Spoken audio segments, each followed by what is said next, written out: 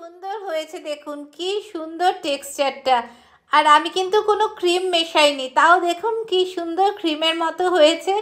আর খেতেও কিন্তু অপূর্ব সুন্দর হয়েছে। আপনারা অবশ্যই বানাবেন। Chicken walnut sauce. Hello, welcome to Mother's Kitchen BNG. কেমন আছেন আপনারা? বাঙালিরা শুধু খেতে ভালোবাসে না, এক একটা সময় এক একটা জিনিস খেতে ভালোবাসে। দুর্গাপুজোর সময় বাঙালি মিষ্টি খেতে ভালোবাসে, দিওয়ালির সময় একটু নর্থ ইন্ডিয়ান স্টাইল স্ন্যাক্স মিষ্টি খেতে ভালোবাসে, আর এই ক্রিসমাস নিউ ইয়ার টাইমে বিদেশি খাবার পছন্দ করে। আর বিদেশি খাবারের মধ্যে আমার খুব লেবানিজ রান্না খুব ভালো লাগে, তাই জন্য ভাবলাম পরপর কয়েকটা রান্না দেখাই। আগের দিন ফ্রুট কেক দেখিয়েছি, এবারে লেবানিজ রান্না, এরপরেও একটা আসবে লেবানিজ রান্না। স্ন্যাক্স হিসেবে দিতে পারি না, এই রান্নাটা বিশেষ করে ভীষণ তাড়াতাড়ি হয়ে যাবে, জাস্ট 10 মিনিট সময় লাগবে, তার মধ্যেই রান্না হয়ে যাবে।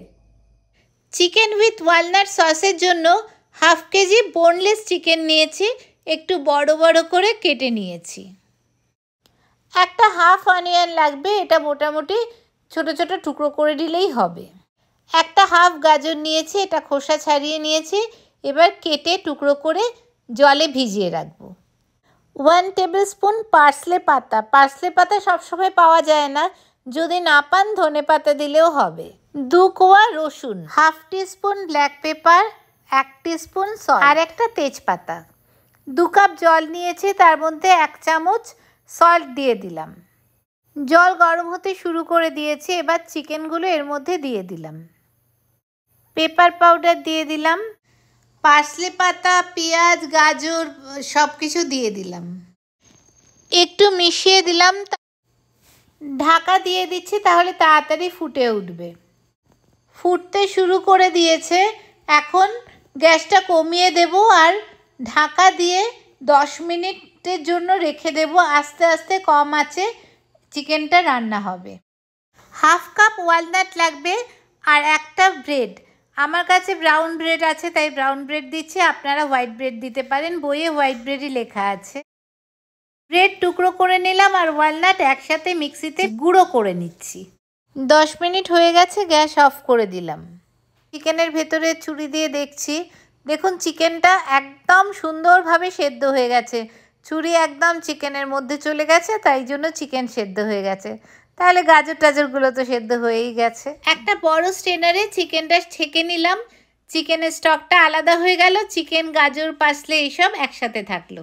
চিকেনগুলোকে আলাদা করে রাখবো, আর এই গাজর, পেঁয়াজ, পার্সলে পাতা এগুলোকে একসাথে ওই পেস্টটার সাথে পেস্ট করে নেব। একটা কাশ্মীরি লঙ্কা এর সাথে দিয়ে দিলাম। পেস্টটা হয়ে গেছে, এখন পেস্টটাকে আরও স্মুথ করার জন্য ওই চিকেনের স্টকটা এর মধ্যে দিয়ে দিলাম আর আরেকবার পেস্ট করে নিচ্ছি। একদম স্মুথ হয়ে গেছে, আর এবার বাকি স্টকটাও এর মধ্যে দিয়ে দিলাম, আরেকবার পেস্ট করে নিচ্ছি।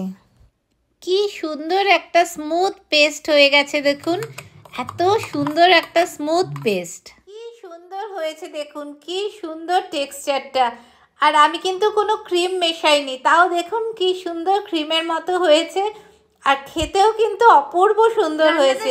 আমি এবার বই দেখছি যে পরপর স্টেপ দিয়ে রান্নাটা করতে করতে আমি এখন দেখছি যে তেলটা কখন দেব, তেল কখন আসবে। আমি ভেবেছি অলিভ অয়েল আছে, কিন্তু এখন দেখলাম রান্নাটা উইদাউট অয়েল, এ তো আরও ভালো। আপনারা অবশ্যই বানাবেন চিকেন ওয়ালনাট সস। এবার একটা প্লেটে চিকেনগুলো সাজিয়ে নিচ্ছি, আর উপর থেকে এই সুন্দর সসটা দিয়ে খুব ভালো করে মাখিয়ে নিলেই হয়ে যাবে চিকেন ওয়ালনাট সস। কিন্তু আসল বইয়ে কিন্তু আছে এটাকে ঠান্ডা করে খেতে হবে। একে শীতের রাত আর ডিনার টাইম হয়ে গেছে, তাই আমি বানালাম আর আমরা খেতে বসে যাচ্ছি, তাই আর ঠান্ডা করছি না। কিন্তু আপনারা যদি চান তাহলে এই যে বাটিটা আছে, চিকেনগুলো প্লেটে না সাজিয়ে ডাইরেক্ট বাটিটার মধ্যেই দিয়ে দেবেন, আর সস দিয়ে ভালো করে মাখিয়ে নিয়ে ফ্রিজের মধ্যে কিছুক্ষণ রেখে দিতে পারেন, তারপর সার্ভ করতে পারেন। চিকেন ওয়ালনাট সস একদম রেডি। কি দিয়ে রান্না বোঝাবার জন্য একটু সাজিয়ে দিতে পারেন এরকম পার্সলে পাতা আর ওয়ালনাট দিয়ে। এটা কিন্তু অবশ্যই বানাবেন, এত সুন্দর টেস্ট আর এত কম সময়ে এটা কিন্তু অবশ্যই অবশ্যই বানাবেন। অসাধারণ স্বাদের চিকেন ওয়ালনাট সস। আর আমায় সাবস্ক্রাইব করবেন কিন্তু প্লিজ, আর সাথে ওই বেল আইকনটা ক্লিক করে দেবেন, তাহলে রেগুলার নোটিফিকেশন পাবেন।